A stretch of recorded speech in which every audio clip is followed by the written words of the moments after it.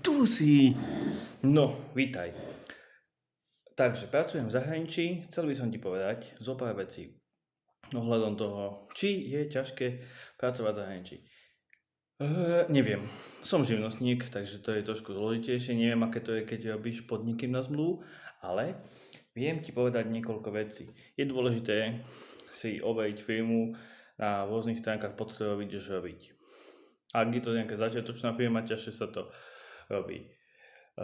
Veľa vecí zistíš, až keď do toho zahraničia ideš. Odporúčam, keď chceš ísť do zahraničia, už mať pre istotu našpojených aspoň tú dvojku, lebo začiatky bývajú ťažšie. Väčšinou sa ti vrátia peňažky až po prvých 2 mesiacoch, tedy alebo aj skôr, v podstate po prvej výplate väčšinou už si v pohode, ideš vyššie.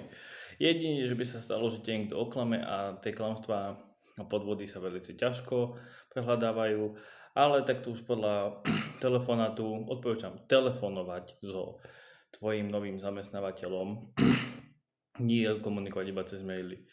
Už počas toho si vieš vyselektovať, že asi tento je nejaký divný, mení v kuse podmienky, nie je to fajn. Keď nemení v kuse podmienky, môže to byť fajn. Takže rozmýšľaj, jasný.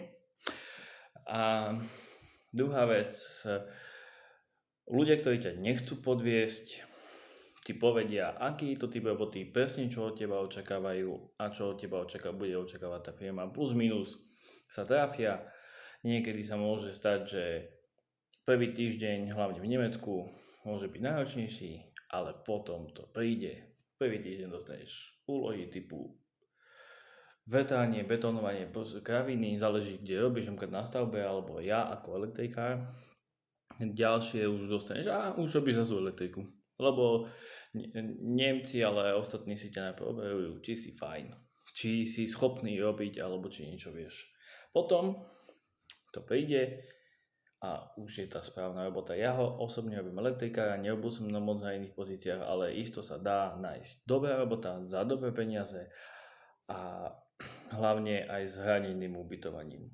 Väčšinou na živnosť ostane ti možno rovnako menej, ale je to ľahšie ako klasický. Takže čo ti odporúčam ja?